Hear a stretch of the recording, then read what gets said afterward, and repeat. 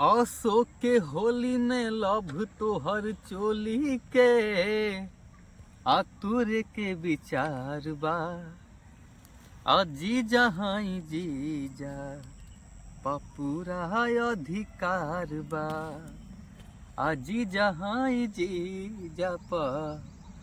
पूरा अधिकार बा देखी के तोहर चढ़ल जवानी चुए मुहावा से पानी बहुते दिन से फेरा में बानी करे खातिर नेवानी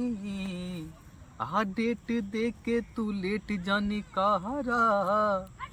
आजादी हमसे प्यार बा जी जहाई जीजा